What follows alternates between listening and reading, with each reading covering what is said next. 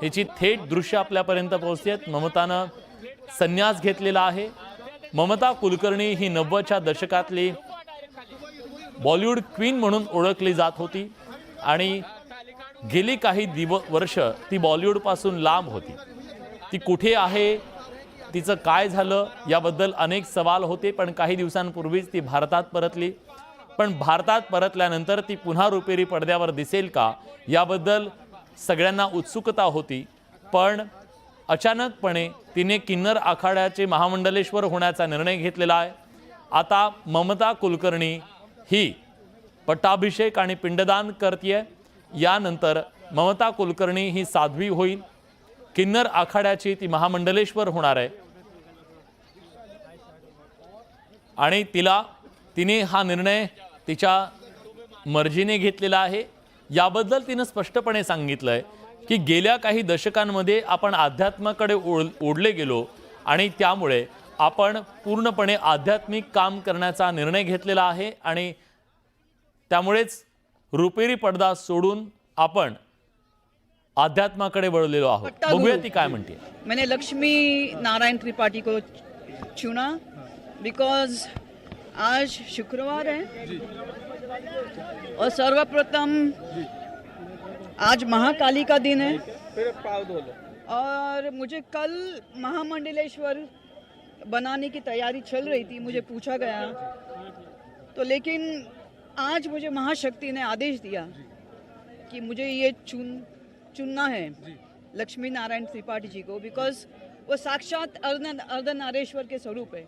और इससे बड़ी मेरे लिए क्या उपाधि हो सकती है कि एक अर्धनारेश्वर के हाथ में मेरा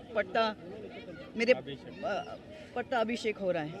दूसरा सवाल ये है कि जिस तरीके देखा जा रहा है, जो मीडिया इन्फ्लुएंसर है, चाहे आईटी बाबा कर ले, चाहे हर्षद कर ले, आप भी महाकुंभ में आस्था के समागम में किस तरीके सराबोर है, क्या उसी का ये एक नहीं सराबोर नहीं, मैंने तो 2000 से मेरी तपस्या शुरू की। आज मुझे 23 साल हो गए ध्यान तप, और ये जो महामंडलेश्वर की उपाधि होती है ये मेरी काफ़ी मेरी परीक्षा ली गई। सब महामंडलेश्वर लोगों ने मेरी प्रश्न मुझे पूछे, मेरी अभ्यास के, जिसको हम लोग बोलते हैं परीक्षा ली, मेरी अभ्यास की। 23 साल मैंने क्या तप किया, मैं ध्यान क्या किया, तो हर प्रकार के प्रश्न से मैं पास हो गई, उत्कीर्ण हो गई, तब जाके मुझे महामंडलेश्वरी की उपाधि प्राप्त हो गई। कुछ साधु संतों में नाराजगी भी देखने को मिल रही है आपकी, जिस तरीके से आपने दीक्षा ली उसके बाद काफ़ी लोग नाराज़ हैं, मीडिया लोग नाराज़ है, मेरे फैंस नाराज़ हैं। उनको लगा कि मैं वापस बॉलीवुड आऊँगी, लेकिन ठीक है, जैसे ईश्वर की इच्छा। महाकाल और महाकाली के इच्छा के आगे किसी का कुछ नहीं चलता, वही परब्रह्म है। महाकुंभ में पहुंचकर कैसा लग रहा है आपको? मुझे बहुत अच्छा लग रहा है। और क्या चाहिए, त्रिवेणी संगम है उसके, और 144 साल के बाद कुछ ऐसे ग्रह नक्षत्र बन रहे हैं, इससे पुण्य और महाकुंभ हो ही नहीं सकता। तर्पण कर दिया आपने? अभी तर्पण कर दिया, पिंडदान कर दिया। चलो भैया, ठंड बहुत बढ़ रही है, चलो आगे।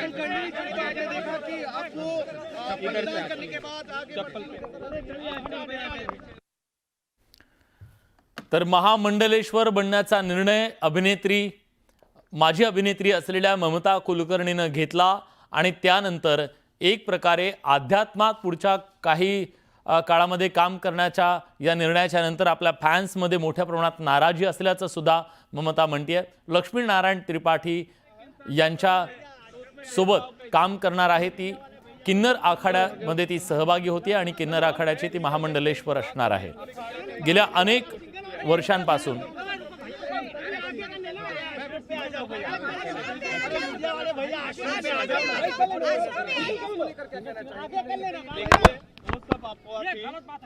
वो सबके साथ है और हिंदुस्तान के एक नागरिक है, हिंदुस्तान के लिए, धर्म के लिए वो जुड़ी है और धर्म का ही काम वो करने वाली है। वो सब आपको है अंडरवर्ल्ड की शुरुआत हो रही है, इसको लेकर क्या कहेंगे? आपने पिंडदान किया अभी, इसकी क्या शुरुआत में क्या बोलूं आपको, ये महादेव और महाकाली का आदेश था, मेरे गुरु का आदेश था, इसलिए आज का दिन उन्होंने चूज किया, मैंने कुछ नहीं किया।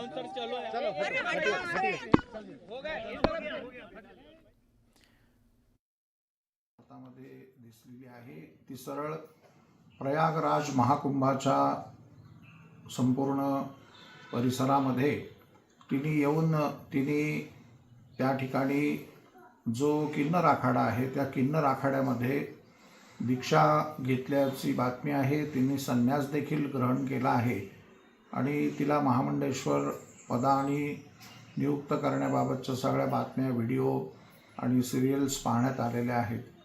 मला असं वाटतं की या पद्धतीने काहीतरी एक गॅमलर्स म्हणून एक जे काही वातावरण दिलं जातं आहे तो एक चुकीचा पायगंडा पाडला जातो आहे. अशा पद्धतीने ताबडतोब कुठल्याही व्यक्तींना तुम्ही श्रीमहंत महामंडलेश्वर, आचार्य महामंडलेश्वर पद देणं ही चुकीचं आहे. ज्यांना आखाड्यामध्ये यायचं आहे त्यांनी काही काल त्या ठिकाणी साधू म्हणून व्यतीत करावा. तर ममताच्या या आध्यात्मिक क्षेत्रातल्या प्रवेशाच्या नंतर स्वाभाविकपणे एक नवा वाद निर्माण झालाय. आता वळूया बातम्यांच्या वेगवान आढाव्याकडे. वर्धा जिल्ह्यातल्या 78 शाळांमधील पाणी दूषित असल्याचा अहवाल समोर आला. पाण्यामध्ये कोलिफॉर्म बॅक्टेरियाचं प्रमाण जास्त असल्याची धक्कादायक माहिती समोर आली आहे. त्यामुळे तातडीनं आवश्यक त्या उपाययोजना करण्याच्या सूचना जिल्हा परिषद प्रशासनाच्या वतीनं देण्यात आल्या.